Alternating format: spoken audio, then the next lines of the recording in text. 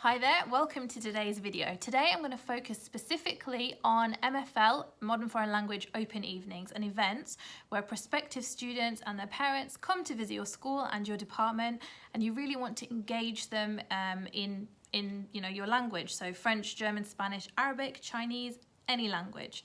And all of these activities are low prep, fun. They don't cost that much either, and they can be used to really enthuse students to want to come and study the language in your school. So let's get started with 10 great MFL activities that you can use on an open evening or an open event. Ideally, these are kind of focused on students who are in year 4, 5 and 6 in the UK. So that's students who are maybe 8, 9, probably 9, 10 and 11.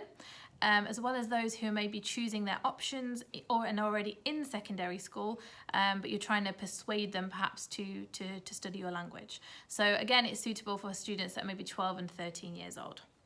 So try them out, see what you think, and then obviously get back to me and let me know. Make a comment below. And if you've got any other ideas, also let me know. Anyway, let's get started with this one. So number 1, music is a huge part of language, and it's something that young people can identify with. So why not create a playlist in advance? You can do this on YouTube or Spotify for free. You use your ideas. You can ask colleagues what their favorite songs are. There are also lots of ready-made playlists as well, so you can access the songs, see what you think, and then add them to your playlist. If you don't have time to create your own playlist, then why not just use one of the ones that are ready-made? So it's free, cheap, and quite simple. It doesn't take very long either. So number 1, play some target language music in your classroom when students, prospective students and their parents are coming in. Obviously, you don't play it very loud because you still want to be able to talk and show your passion for the language and discuss the course, but some music in there will really kind of get the mood going when people come into your classrooms. So number two, this is a little bit more prep, and it's possibly a little bit more expensive, but if you have a couple of weeks before your event and also a little bit of a budget, I highly recommend this. So number 2 is a photo booth related to the country of the language that you're teaching, or one of the countries of the language that you're teaching. For example, the one that you can see in the picture over here, this is from a French department, and they have got a photo booth. So they've got a frame. This doesn't have to be expensive. It could be made from card. You can also buy them fairly cheaply on Amazon. I'll put some links below as well if you're interested in having a look at those. So you can get inflatable ones. You can make your own card one. And then you need some props. So as you can see in this one, they've got kind of the wording bonjour, merci, and they've also got kind of French-related props. So obviously for France, there are some available for French-speaking countries. There's also some in German and Spanish. Again, if you're interested, I've linked some items below, so feel free to have a look. And they're very cheap, relatively cheap. Again, so just have some area where the parents and the students can take a picture. For GDPR purposes, obviously you don't have to take the pictures if you don't want to. Students and parents, they can do that for themselves. But it creates a little bit of a fun vibe, and bonjour, merci, you're already using the language and they're seeing it. So that's number 2. Let's move on to number 3. So, many students like to kind of feel things, and therefore playdoh is a really excellent way to learn a language. You might want to use it in your classrooms as well.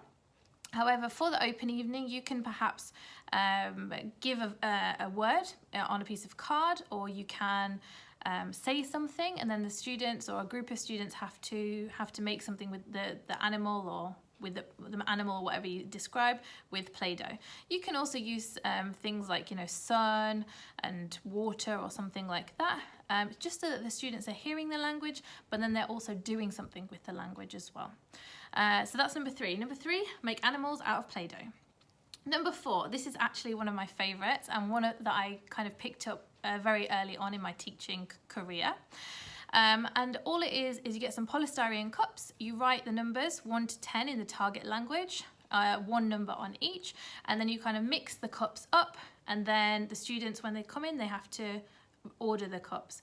You can also have maybe a student ambassador or a helper helping them to put them in the right order, and then the students will actually see that it's not that difficult to learn a language, especially if they're younger and they haven't really been exposed to so much language. And also those in year maybe 8, year 8 that are picking their options, year 9, they will also see that they can do it. So it's kind of creating a positive atmosphere around progression and language learning. So that's number 4. That is putting cups with numbers into an order. All right, next we've got is to do with the time. So obviously time is very important. And what you can do is you can have a clock, which is ready made, and you can have some laminated card, which indicate the time. So this is combining numbers as well as phrases. So students have to put the laminated card next to the correct time. Again, you can see in the picture up here, kind of what it looks like. Check it out and see what you think. It's another station. You can get a student ambassador to help, but again, it gets students using the language, and it's kind of fun because it's active. So number 6, this is a super fun activity. It will take a little bit more prep time because it involves food. So this is a food matching quiz. So if you want to, you can get real food. So if you're teaching Spanish, get some Spanish food. If your language is French, again, French and German food are the same. You can put them in plates so that students can see them. You can have a number on them, and then as well you could also put in, you can have the words to describe what they are, or the item, and then the students have to either put the name next to the number with the food, or they can have a sheet and they have to match the numbers to the item. So again, you can have a worksheet with that one, or you can simply get them to move laminated pieces of card. Active, fun, they're actually seeing the food that is in from those countries, which some students might not have seen. So it's interesting, it's a bit different. Try that one out. Number 7, if you're lucky enough to have technology like iPads or laptops, number 7, try this one out. So this is using technology. Things like Linguiscope or Quizlet, have them on in the background and get students to match, to have a go, to try out some of the activities, especially if these are things that you are giving for homework, so parents and students can see the things that they'll be using in the classroom but also at home as well. That is number 7. Number 8. This is a little bit more prep, but something that I've tried and it works really well. So this is having a language cafe. It costs a little bit more money, and some might argue that it's not necessarily relevant or so necessary, but nonetheless, I recommend it. Get lots of food. You can get it from Aldi, from Lidl. It doesn't have to cost so much money. Things like, croissants, or you could get, what else, like schnitzel or something like that. Put them onto plates, chop them up, and then with cocktail sticks students can try them. Have the name of the item and maybe the country that it comes from as well, so that they can see what they're eating. You could also perhaps put the ingredients in the target language as well, so that they're getting that little bit more exposure to the language.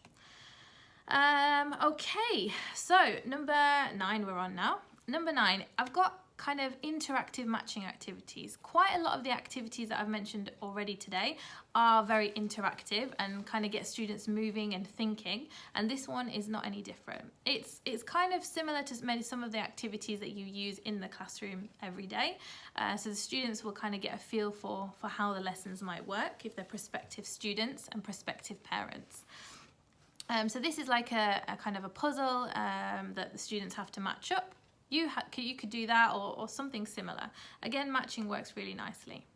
And number 10, I love this activity, and it doesn't have to just be used for MFL open evenings. You can also use it for, during the year as well. You can purchase some small stones from DIY shops and craft stores. They're fairly inexpensive. Again, I'll put a link below if you're interested. And you can either pre-colour them, so pre-paint them with the colours of the flags, and then students perhaps write a word or something to represent the country of the language that they're going to be learning. So if, for example, a Spanish one, you could write the word España or something like that. And as you can see in this one, they've got things like Ich liebe Deutsch, so I love German, and J'adore le français, for example, which might be interesting for your students to take away with them. This takes a little bit more time, and it also can be a bit messy, so you want to perhaps think about that as well. So hopefully there is something, or there's at least one idea that you can take away. My favorites are the cups, the cups with the numbers.